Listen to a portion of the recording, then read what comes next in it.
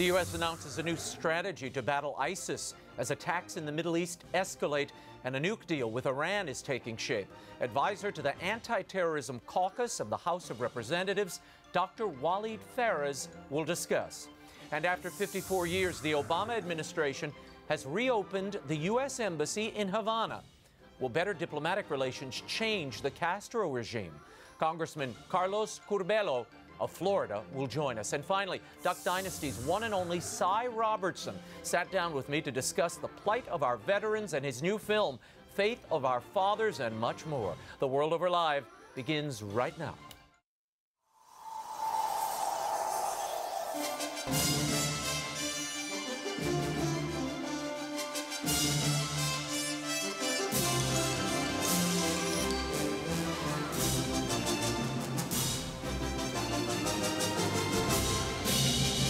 Now, from Washington, D.C., Raymond Arroyo. A warm welcome to all of you joining us in the United States and the world over. Dr. WALID PHARES, Congressman Carlos Curbelo, and Duck Dynasty's Si-Robertson are straight ahead, and we have a special movie preview for you. If you'd like to comment on tonight's show, or if you have a question, I'll be live tweeting throughout. Find me on Twitter at Raymond Arroyo, or you can email me at worldover@EWTN.com. Here's the brief news from the world over this week. A deal has yet to be reached in nuclear talks with Iran. U.S. Secretary of State John Kerry announced on Thursday that the P5+1 group of nations would, quote, not be rushed into an agreement with Tehran on its controversial nuclear program. The negotiations aim at ending a 13-year standoff by curtailing Iran's nuclear aspirations in exchange for lifting of sanctions on the regime. Speaking on the eve of yet another deadline to present a deal to Congress, Kerry said the issues still being resolved are a time frame for lifting the sanctions, as well as whether weapons inspectors will be allowed into the country. The biggest sticking point, however, remains Iran's insistence that the UN arms embargo be lifted. If Congress does not receive a proposed deal by Friday, the review period extends to 60 days, further jeopardizing any negotiated settlement. And another priest has been abducted by Islamic militants in Syria. According to Fides news service, Franciscan Father Dia Aziz disappeared from his village in the Christian town of Yaqubiyah on July 4th. He was last seen meeting with a local emir that afternoon. Fides also reports that two militants later returned to the parish for the missing priest's diabetes medication, suggesting Father Aziz is still alive. Representatives from the Franciscan custody in the Holy Land say they've not heard from the priest or his captors and have no explanation for his abduction. And President Obama is now calling the struggle against the Islamic State a, quote, long-term campaign. His comments come 1 month after the administration came under fire for announcing it did not have a complete strategy for combating ISIS. Following a meeting on Monday with members of his national security team, the president said he would increase efforts to disrupt ISIS's cash flow and step up the fight against the terrorist group in Syria by training and equipping a moderate Syrian opposition. On Tuesday, Secretary of Defense Ash Carter revealed that so far, very few Syrian fighters have been trained to battle the Islamic State. As of July 3rd, we are currently training about 60 fighters. This number is much smaller than we'd hoped for at this point, partly because of the vetting standards. Carter later told the Senate Armed Services Committee that the U.S. is currently screening 7,000 potential recruits. More on the Syrian insurgency with WALID PHARES in our next segment. Cuba last week, Vietnam this week. President Barack Obama continues his administration's push for improved relations with those respective communist regimes. On Tuesday, the president received the head of the Vietnamese Communist Party, Nguyen Phu Trong, at the Oval Office. The president mentioned the two countries' political differences and America's concerns about human rights and religious freedom. Still, he noted the emergence of a constructive relationship. We've made significant progress on deepening our cooperation in the areas of education, science, technology, climate change, public health, as well as security issues. Outside the White House, the meeting drew human rights and political protests from Vietnamese Americans who fled Vietnam during and after the war. In a related note, Vatican Secretary of State Cardinal Pietro Parolin met with Hanoi's top Communist Party official in Rome. The Holy See and Vietnam have been in talks for years to establish diplomatic relations. The Vietnamese government remains reluctant to permit religious freedom, including Vatican autonomy in the appointment of bishops. More government funding for Planned Parenthood. The Obama administration announced another $5.6 million of funding for the abortion giant during the July 4th holiday. The grants came on the heels of a new report showing that Planned Parenthood does 1/3 of all abortions in the U.S. An Americans United for Life report reveals how the billion-dollar abortion provider has increased government funding, profits, and market share in recent years. According to its most recent data, Planned Parenthood conducted 327,000 abortions in 2013. And Pope Francis has taken his climate change ecology message on the road. On the first leg of his South American visit in Ecuador, the Holy Father warned against the exploiting of that country's environmental riches. He said on Tuesday, "We are obliged towards society and future generations. We cannot bequeath this rich heritage to them without proper care for the environment."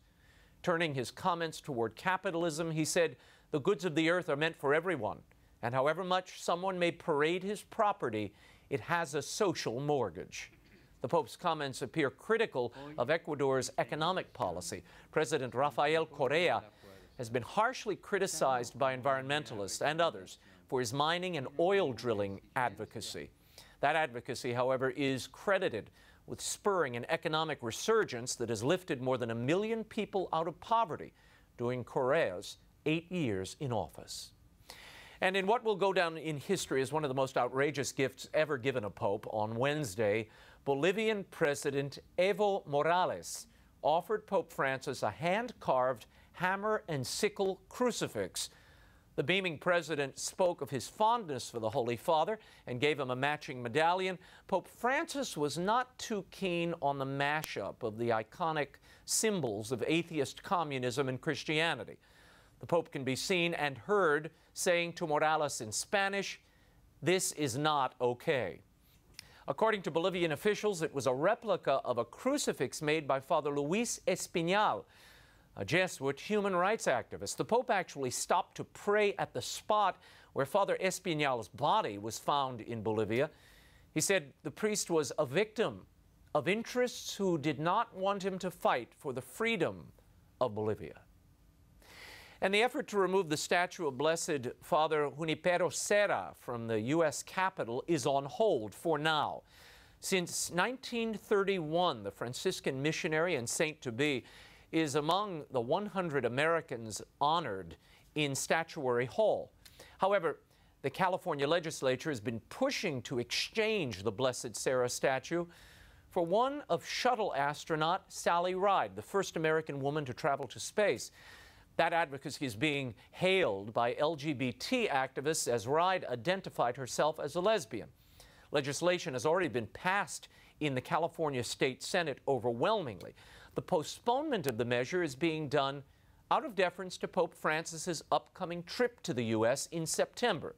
The Pope will be addressing Congress just a few feet away from Statuary Hall and just one day after he canonizes Father Serra as a saint at the National Basilica. And finally, in probably the oddest story of the week, and that's saying a lot, the Pope is being put on trial by the Sanhedrin. According to 2 Israeli news organizations, a reestablished and self-declared Israeli Sanhedrin will try Pope Francis for the Vatican's establishment of relations with the State of Israel, or Palestine, rather. Yes, this is the same Jewish high court of 71 sages who tried Jesus during his passion. The Sanhedrin assert in a letter sent to the Vatican, quote, The sole God-given right to the land of Israel is to the nation of Israel. The Sanhedrin also took umbrage with Pope Francis purportedly calling Palestinian leader Mahmoud Abbas an angel of peace. They are asking for a retraction and an apology. Otherwise, the Court of Mount Zion will convene on September 20th to judge the Vatican in its presence or in absentia. Good luck with that. When we return, Dr. WALID PHARES joins me to discuss the continuing menace of ISIS in the Middle East and the U.S. strategy to combat it when the World Over Live continues. Stay right there.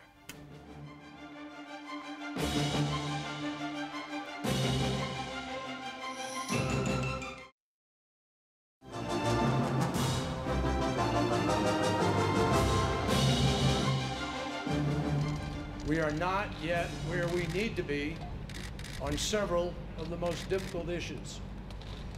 And the truth is that while I completely agree with Foreign Minister Zarif that we have never been closer, at this point, this negotiation could go either way. If hard choices get made in the next couple of days and made quickly, we could get an agreement this week. But if they are not made, we will not.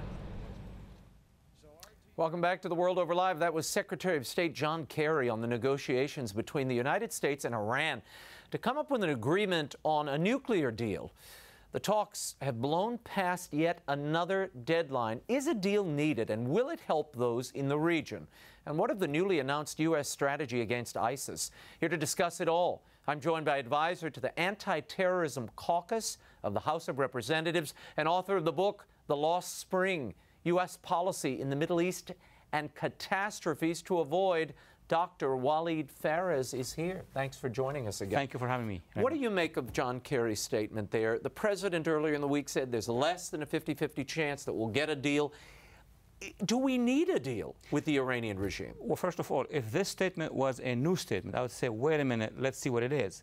This is statement number 15 or 18 of the same kind since the fall of 2013.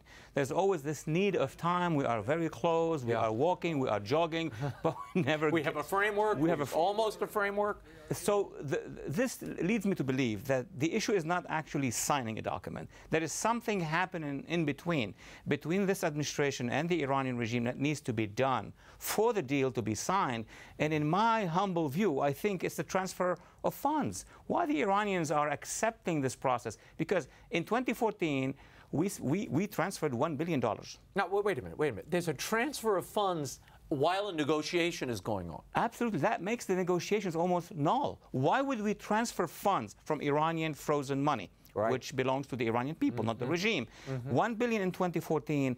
By the end of this year, $7 to $8 billion. So they've already really lifted the economic sanctions. Well, of course. In a way. The executive power of the president can lift a lot of these sanctions.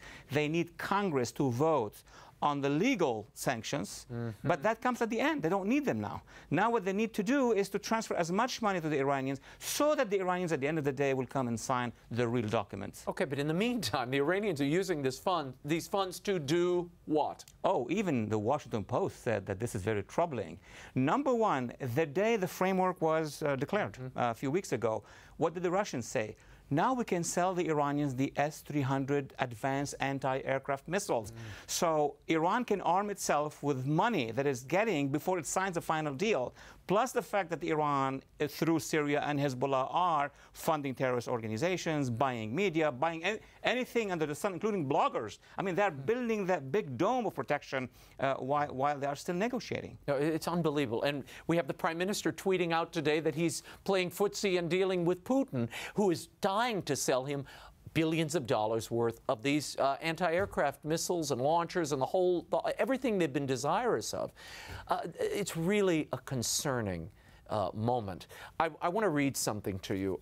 This is the president, and we're going to switch a little bit here.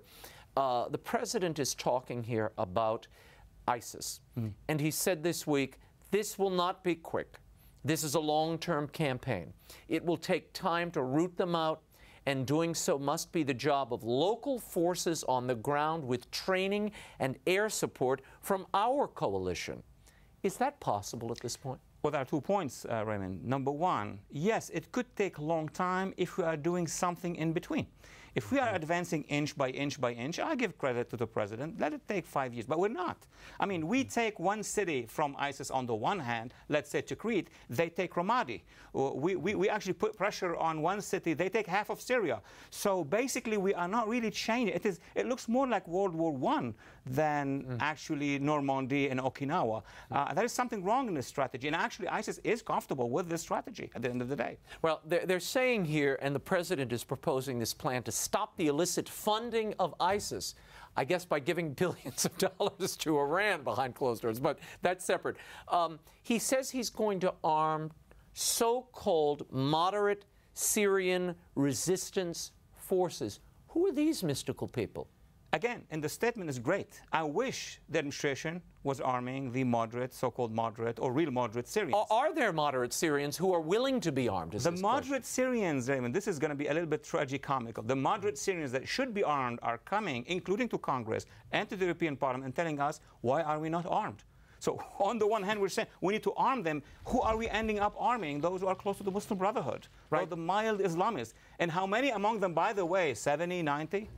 Well, 60. Apparently 60 is what Carter is saying. 60 people we have actually trained so far. This is costing us millions of dollars.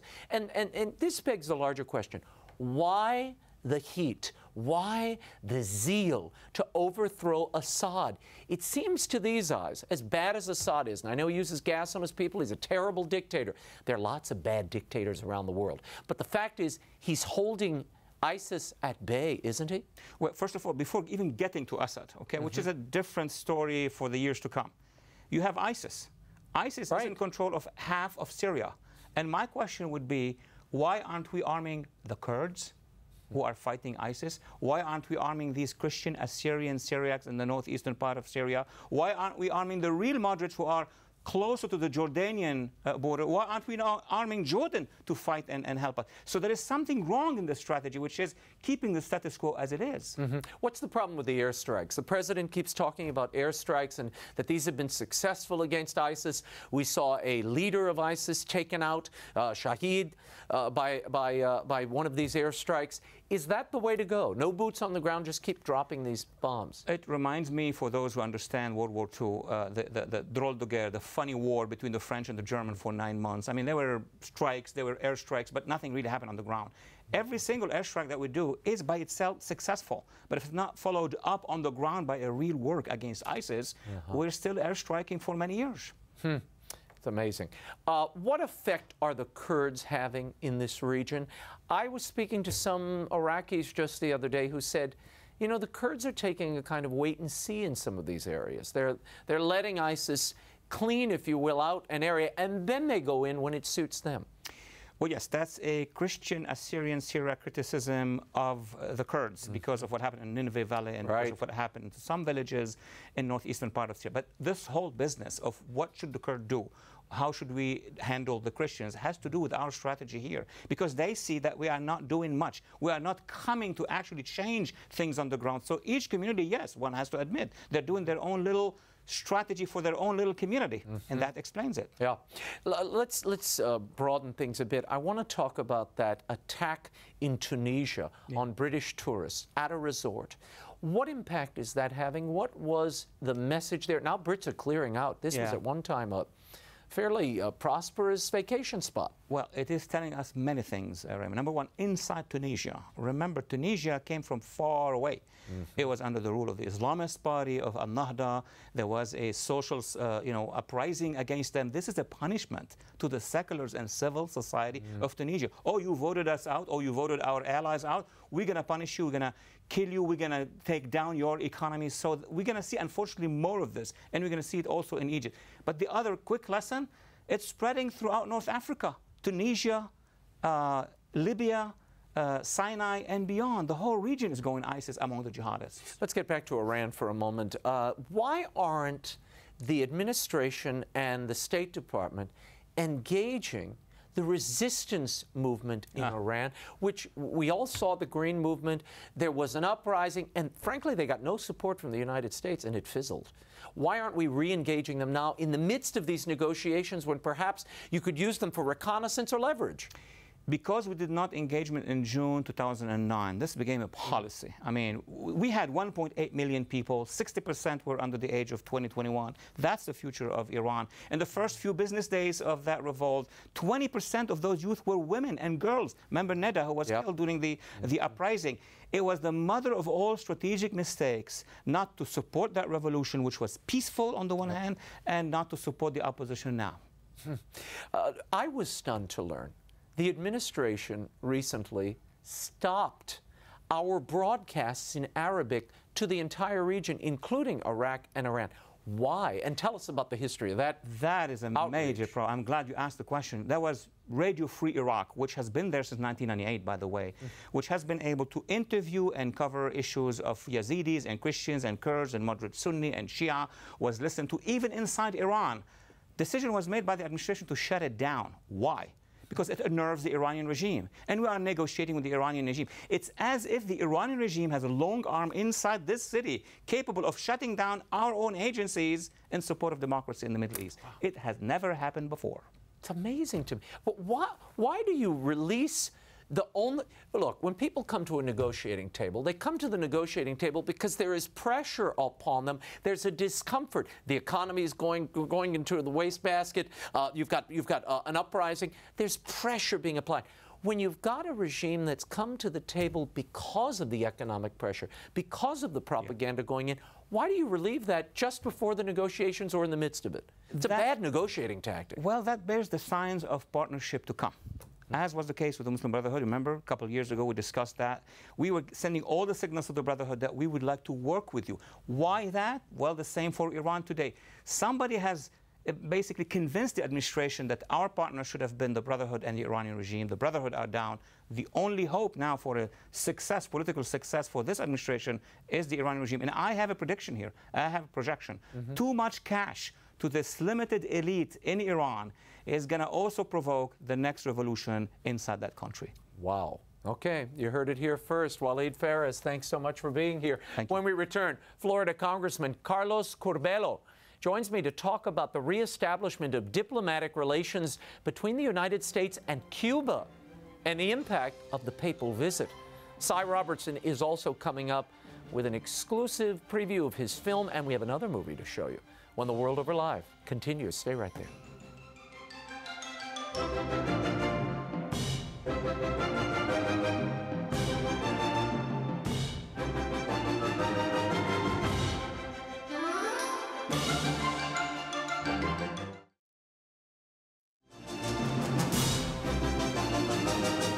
Now, once again, Raymond Arroyo.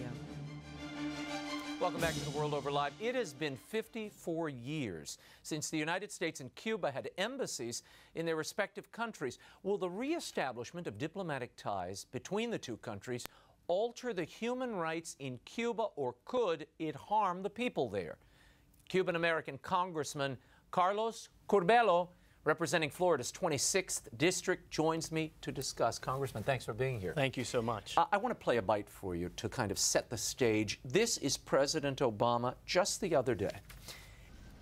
Yes, there are those who want to turn back the clock and double down on a policy of isolation, but it's long past time for us to realize that this approach doesn't work.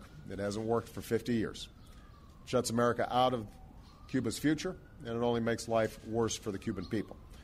Are you trying to turn back the clock, Congressman? The president unfortunately feels that it is our fault in the United States, the beacon for freedom and democracy in the world. It is our fault that the Cuban people have suffered for over 50 years. And it is not. He is trying to rewrite history. There is one reason why the Cuban people have suffered for 56, almost 57 years now, the Castro government. From day one, the Castros began confiscating property, expelling the church, public executions. So nothing that has happened in Cuba is our fault. We are good, the Castro government is bad, and what we're trying to do and what we're advocating for is a U.S. policy that puts people human rights, justice, before appeasement of enemies of the United States who have chronically and flagrantly opposed the interests of the United States throughout the world, fighting our brave men and women during the Cold War, a government that has murdered American citizens over international waters, February 24th, 1996. We are asking for justice. There will be a day to engage a free Cuba. That day is not today. It is amazing when you look at just over the last few weeks, Cuba suddenly plucked off of that exporters of terrorism list. Now they're basically treated like an ally. Yet, when you look at what's happening in country, the human rights violations just this past week, in the last few weeks, 225 dissidents were rounded up, including 60 of the ladies in white who are protesting their husbands' incarceration in Cuban prisons. Antonio Rodiles, the human rights activist, got his nose smashed. What's happening? Why do we see this increase in the roundups and the crackdowns? What's happening? You'd think when the United States is finally playing ball and money's about to flow into your country, now's the time to play nice, right? Because the Cuban government knows that for the first time it can act with complete impunity. At least over decades, the United States, and sometimes we were alone, was the only voice denouncing these human rights abuses in Cuba. But the State Department was asked the other day, what about Mr. Rodiles? How do you feel about this? How is this going to change your new approach? And they said, oh, we're concerned about it, but it's going to change absolutely nothing. That is a green light to the Castro government to do as it pleases, to continue suppressing anyone who has a different opinion, to continue beating the ladies in white, Catholic women that attend Mass every Sunday and then march peacefully, demonstrate peacefully, and they get beaten over the head, thrown to the ground, rounded up. So at least there is a Congress that still has a moral compass when it comes to Cuba, and many of my colleagues have joined the Cuban-American members of both the House and the Senate to denounce, shine a light on these human rights abuses, and demand that at least the administration observe a minimum level of human rights when it comes to our Cuba policy. Absolutely. Yeah, I mean, just to give people an idea, since December, 3,000 people have been incarcerated. It's not that big an island.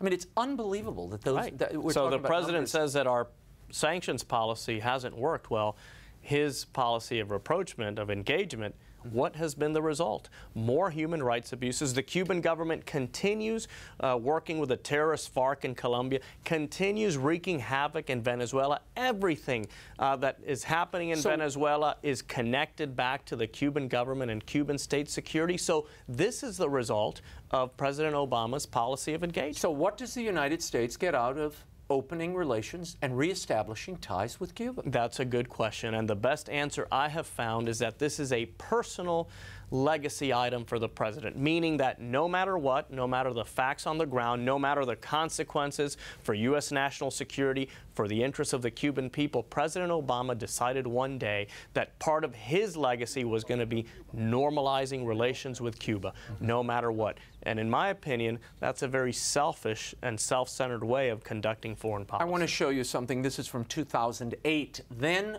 presidential contender, Senator Barack Obama, in a speech to the Cuban-American National Foundation's annual Cuban Independence Day luncheon, had this to say. The road to freedom for all Cubans must begin with justice for Cuba's political prisoners, the right of free speech, a free press, freedom of assembly, and it must lead to elections that are free and fair. Now the president is asking for the embargo to be lifted. Only Congress can do that. It falls into your court. Should Congress do it? And what's wrong with what the president said there and the actions now? Absolutely not. And I agree with what the president said back in 2008 when he was campaigning for votes in the state of Florida. We should not afford the Cuban government any additional unilateral concessions. We have turned over everything to them in exchange for nothing. And by the way, Raymond, people forget this, but this was all done in the context of the liberation of Alan Gross, an American hostage cruelly held in Cuba for 5 years with no cause. So what has President Obama and his administration done? They have sent a message to the world that the United States will reward rogue regimes, enemy states that take Americans hostage. The blueprint is there. Take an American hostage, hold them, and in 5 years you can get everything you want and then some. What about religious liberty? I am particularly concerned, having watched this for a good long time, covering John Paul's trip to Cuba back in the 90s. Should that embargo be lifted, what impact do you think it will have on the religious freedom of the people in Cuba? Because, I mean, when you read some of these stories, a priest telling dissidents you're not welcome at Mass, and then the Gestapo coming and rounding them up before Mass. This is frightening to me. It's very disheartening because you have the example throughout Latin America of how the church over the decades has stood up for those who are being oppressed. And by the way, sometimes the church stood up against conservative dictatorships and other times against leftist dictatorships.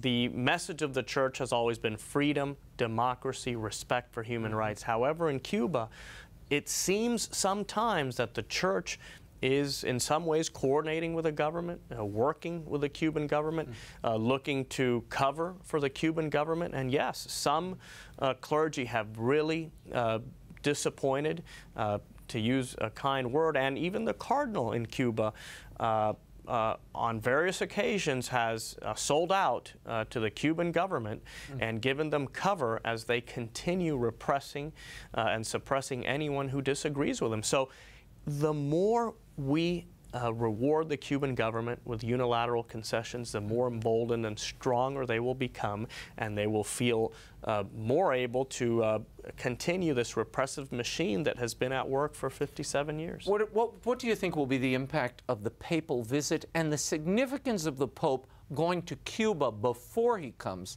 here to Washington, D.C.? I remain hopeful, Raymond. The Pope lived under the cruel military dictatorship in Argentina. He knows what it's like for people to lose their human rights, to be imprisoned unjustly, to be executed, to be disappeared. So I am very hopeful that he will borrow from that horrible experience in Argentina in the late 70s and early 80s and understand that the Cuban government is no different. It is a military dictatorship. Raul Castro, who is the dictator, was also the head of the military. The military in Cuba runs everything. They operate all the businesses. So I am hopeful that Pope Francis, who is clearly someone who is full of the Holy Spirit, a charismatic man, a man of Christ, will have the courage to say the truth in Cuba. That is all we ask. We know that the Pope cannot wave a wand and change a country, but we know that the Pope can speak truth to power. And that is what we as Catholics believe. No relativism. There's a truth, and it should be told explicitly. So I remain hopeful. The Pope in some cases has not been as clear, as explicit. In his recent trip to the Americas, I think he's lacked some strength, but I'm hopeful that in the case of Cuba, he is going to borrow from that horrible experience he had as an Argentinian under the military dictatorship. Before I let you go, people on the pro side of this re-engagement with Cuba will say, look, you put an embassy there, and it becomes a listening post and a place for those with aspirations of freedom to come. There's more communication, and that when you empower the people and you allow banks, U.S. banks to operate in the island, this will inevitably, over time, bring a democratic spirit to the place, revive what's there. Do you buy that argument?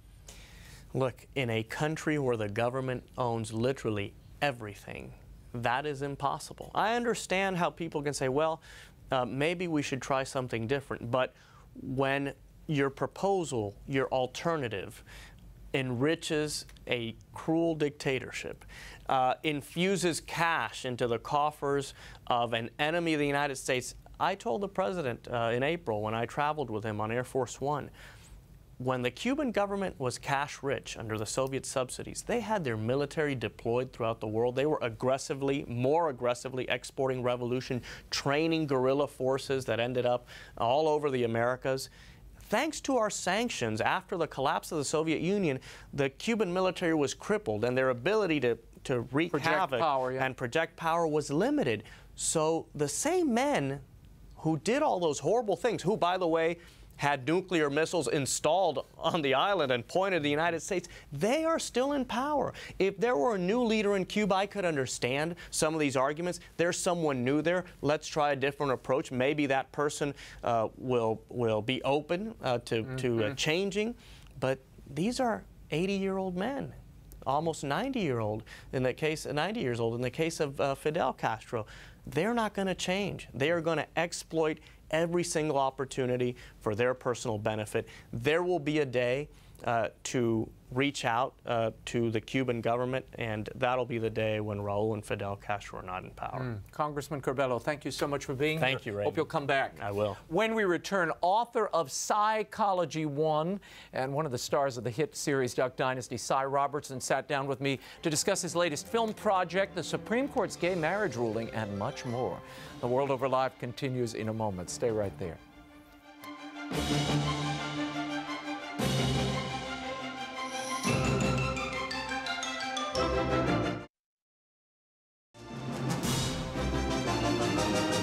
Now, once again, Raymond Arroyo.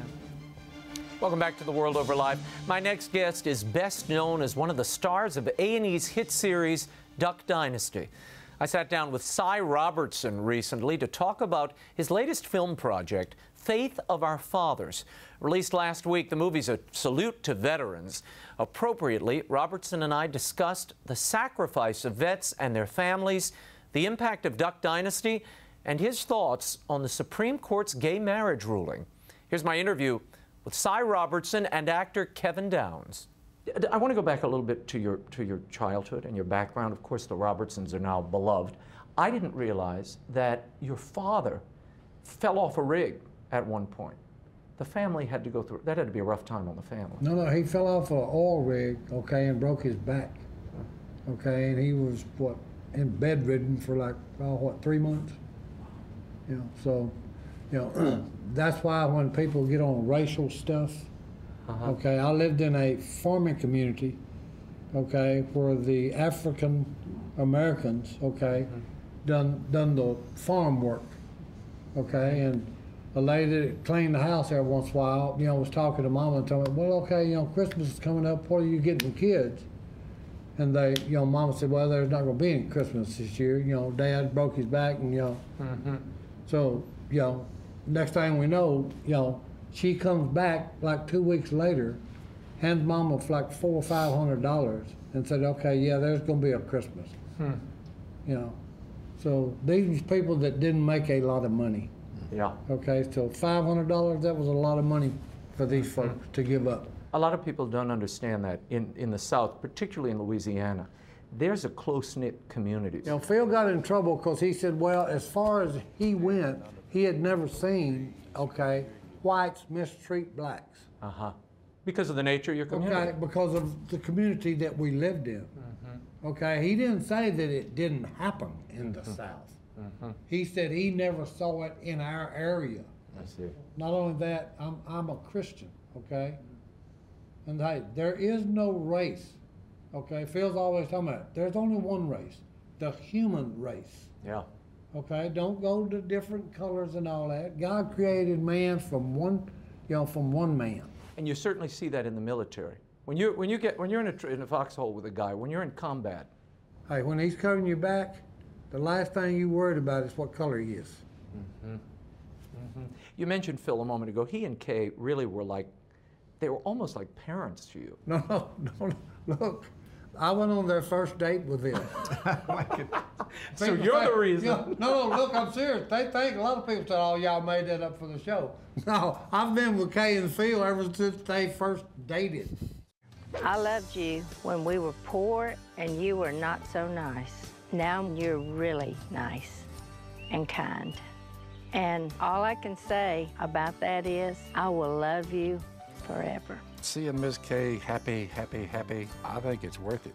You are my best friend, and I love you dearly, and I'm going to be with you for the long haul until they put me in the ground. Good? Perfect. I now pronounce you, again, husband and wife. Dad, you may kiss your bride. Yeehaw! And that's what I'm talking about, Jack. The only thing was missing was Al's beard. All right, folks, let's get down and party. So you're like the chaperone forever. Yeah, Mom said, you know, Phil said, me and Kay's going out, you know, on the first date. Mom said, take you, brother. Yeah. He looks at Mom, I'm going on a date with a girl. Yeah. Tell me, take your brother. And that was it. Yeah, and that was it. Yeah. I didn't realize that you had spent 24 years in the military. What made you sign up after Vietnam, which couldn't have been all sunshine and roses? What made you go back afterward? Well, look, the military was good for me. I needed structure, and hey, the military gave me structure. You know, besides that, I got out a couple of times and tried some other junk, and hey, you know, I was miserable. Okay, and my wife just finally come on. I come one evening, you know, and I had a bad day, and she said, "You was way more happier in the military, darling." So get back. You know, and I got to thinking about it. You know, it took me a couple of weeks. I got to thinking about it. I was happier in the military. Why did you want to be a part of this film as a Vietnam veteran? You saw so much. Why did you want to be a part of this Faith of Our Well, Fathers? when they asked me to be part of it, okay, they told me what they had, hopefully what the film would produce or what they wanted the film to be about, okay, for the audience to get, okay? And one of the things was, okay, we want to honor veterans, okay, especially those in the Vietnam War, okay? Because look, they wasn't welcomed home. Right. Okay, because if you're ever around Vietnam veterans, the first thing out of their mouth is, welcome home, brother. Yeah. Okay, and I got chill bumps when I said that. Yep. Okay, because like Franklin Graham has got a real good ministry where he takes wounded warriors and their families up to his lodge in Alaska. Right. Okay, and I actually got to be up there and welcome a bunch home. Okay, 10 couples, wounded warriors, and their wives come in on a plane. We're all waiting for them, waving the flags, and you know. And the first thing I said to them, and we're hugging each other, and there's a lot of tears, is "Welcome home, brother." You know. People don't realize it's still going on. Oh no. Oh yeah. These are family. I mean, and unlike Vietnam, we're talking about fathers and grandfathers in some cases, and mothers going off to war. No. Well, see, that's the bad thing. Because look, when mom goes off to war, guess what? If they've got kids, okay, dad's gone too. He's in Afghanistan, she's going to Iraq. Okay, guess what, grandparents? Take care of my kids while me and dad go to war. Yeah. Personal experience, okay? You know, my son's in the military. He served 3 tours in Iraq. That was the worst 3 years of my life. Okay, because I'm worrying about him day and night.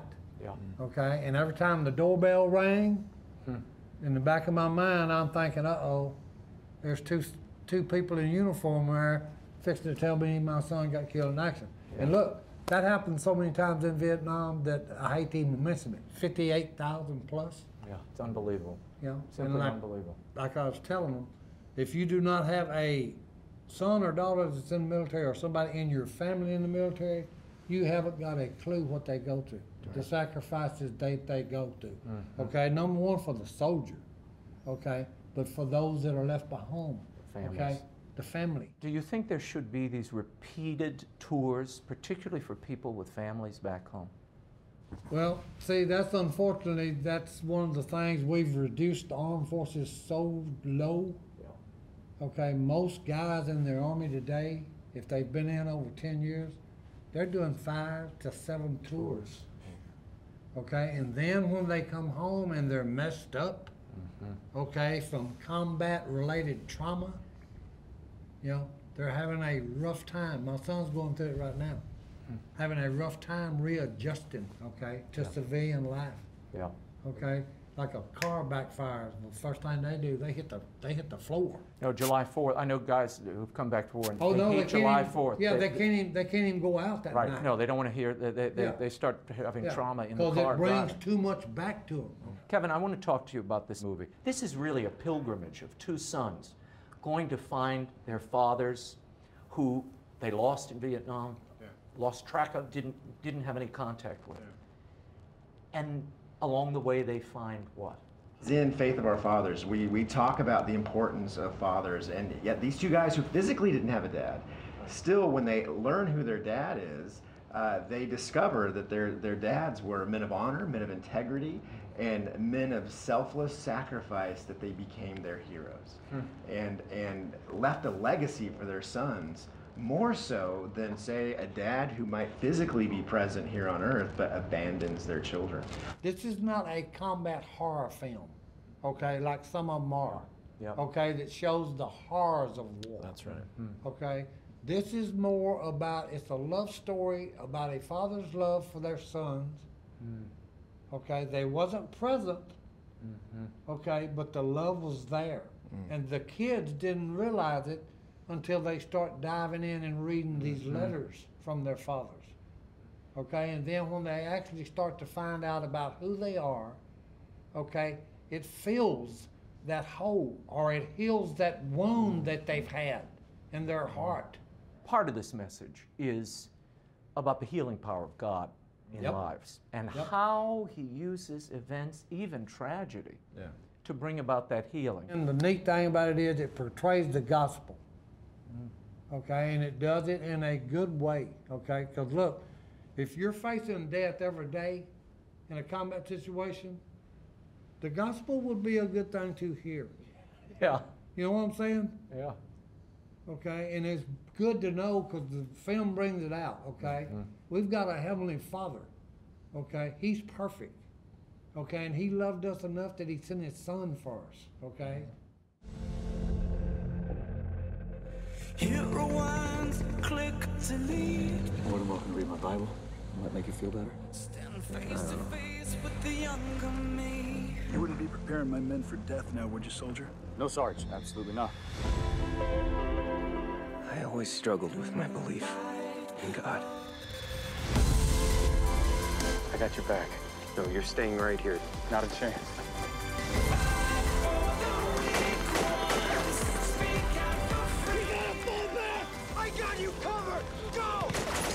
Do you think I still have time to make that choice? He loves you as much as you love Wayne. And he'd die for you, just like you would die for Wayne.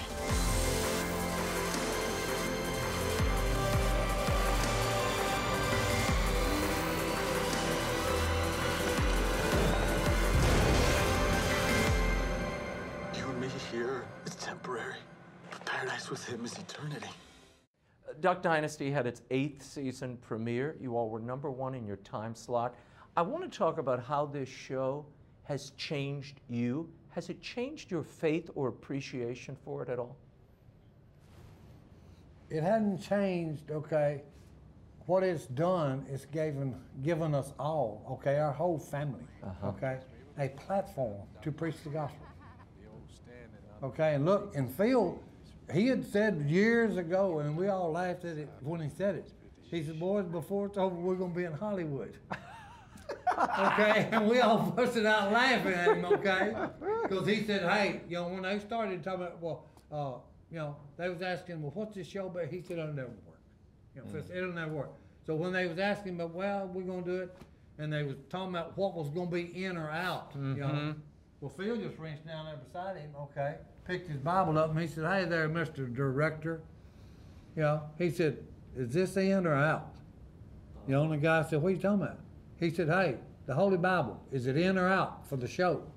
And the guy said, well, is that in your life? And Phil said, this is my life, Jack. You know, and the guy said, well, it's in then.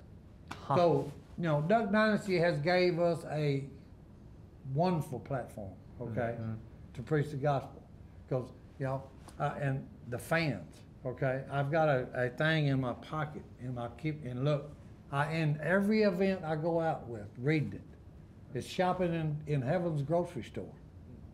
okay? Neatest thing in the world, okay? The end result of it is, you know, this guy's shopping in the grocery store, and he's getting all this stuff, you know, you know, the Holy Spirit is everywhere, you know, and he's getting songs, and he says, well, okay, there's a prayer, I need that, you know, not all this stuff, I need grace and mercy, and oh yeah, you know, oh, I need this, you know, love, you know, I need, you know, I'll get enough for me and you, salvation. Yeah.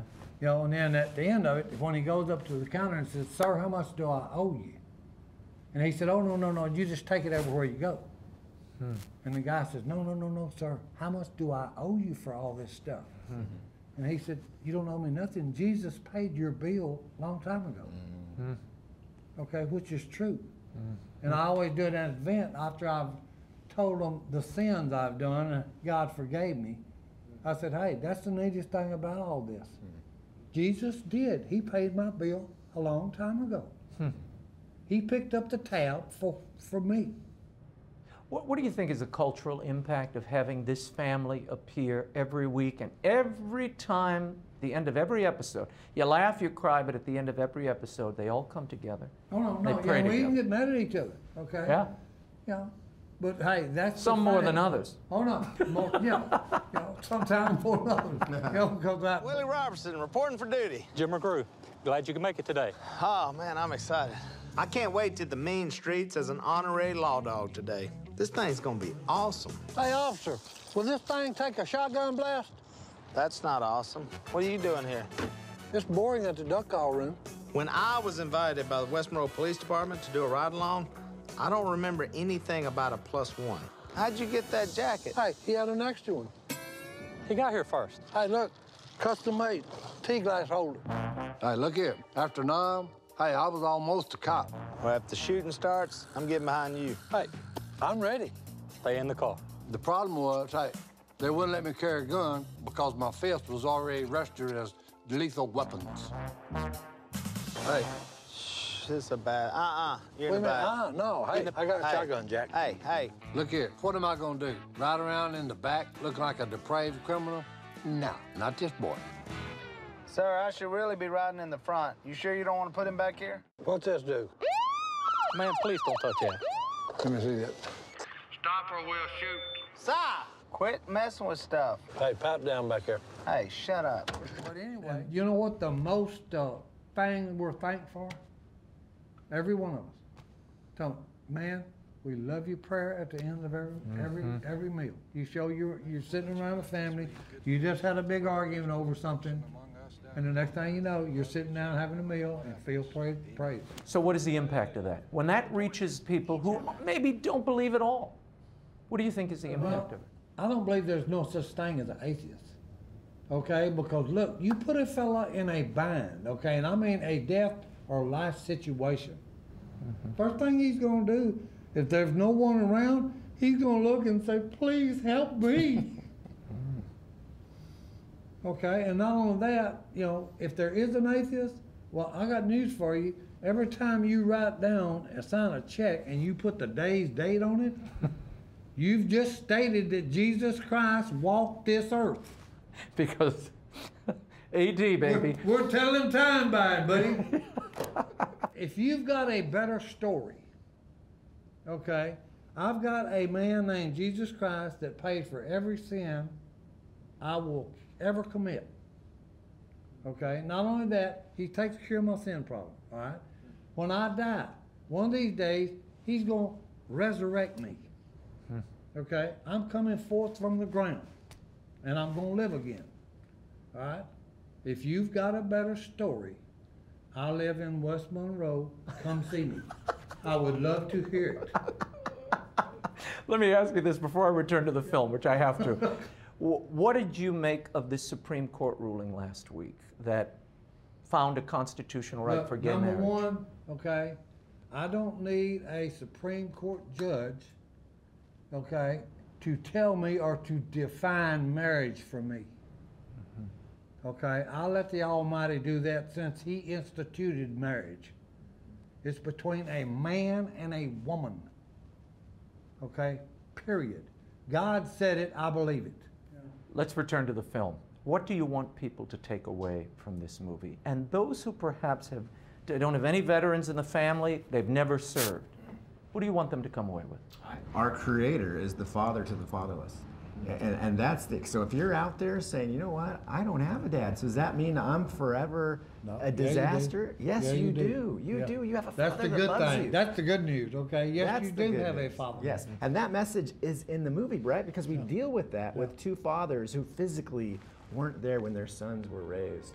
But we offer what the solution is in a way that's real.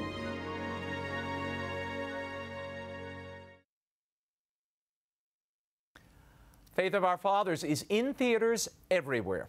We were too full this week to announce the winner of the galleys of my new middle grade supernatural thriller, Will Wilder, The Relic of Perilous Falls. I will post the whole list next week. If you'd like me to visit your school, library, or group as part of the Will Wilder book tour next March, email me at raymond@raymondarroyo.com. Put book in the subject line. We will try to work you into the tour. You can pre-order the first book of the Will Wilder book series now from the EWTN Religious Catalog, Amazon, Barnes & Noble, and wherever books are sold.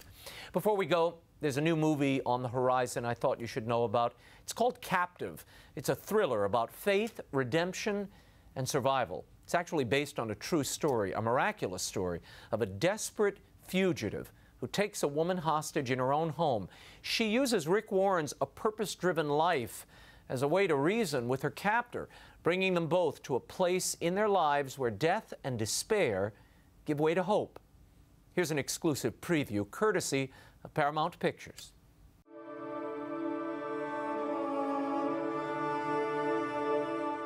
Mommy. Hey, baby girl. I love you.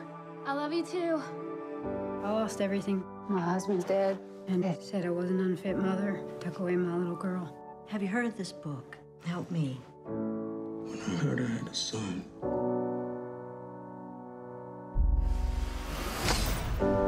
I had to break out. The story of Captive is sort of a fascinating one, so I sort of jumped at the chance to be a part of it. I play Brian Nichols, who ended up taking Ashley Smith hostage. And it's the moment where people say their lives flash before their eyes. God, please help me. I definitely thought I was going to die. And, you know, at that point in my life, I thought it was something that I deserved. And when I was faced with that gun in my face, I just thought, you know what? So be it. You have a murderer and a meth addict in a house together for 7 hours. She sees it as almost a miraculous event that the two of them wound up connected and her life being forever changed as a result. What is that? What are you doing? It's just a book. I kind of felt freedom in my heart, you know, okay, maybe I need God now. And so I went and I got The Purpose-Driven Life, and I asked him if I could read. It all starts with God. It's not about you. If you want to know why you were placed on this planet, you must begin with God. Stop. And so I guess God just began to bring things to my mind and to my heart to kind of share with him at that moment. God expects you to make the most of what you have been given. I haven't been given anything. You have a son. I'm never gonna see him again, am I? If you stop what you're doing and give yourself up, maybe you will. My faith as a Christian, it's the cornerstone of my life.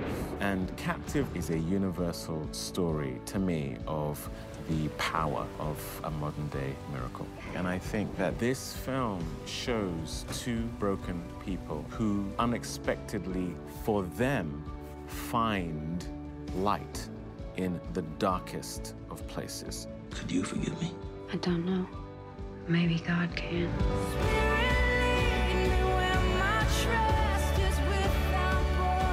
This unexpected episode brought about her literal come to Jesus moment. And that to me is the power of the story, how the light can truly infiltrate darkness in an unexpected way. It's not too late, Brian. There is purpose in your life.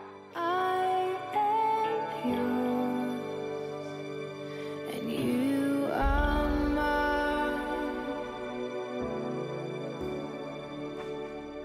Captive, starring David Oyelowo and Kate Mara, hits theaters everywhere September 18th, so mark your calendars. Until next week, the show continues on Facebook and Twitter. Like me on Facebook, follow me on Twitter. The links are at raymondarroyo.com, and you can sign up for my free e-blast there as well. do not miss next week's show. I have an exclusive interview with a GOP presidential candidate, and Rachel Campos Duffy will be here. Until then, we'll be scouting the world over for all that is seen and unseen. On behalf of the staff and crew of EWTN News, thanks for watching. I'm Raymond Arroyo from Washington, D.C. We'll see you next time.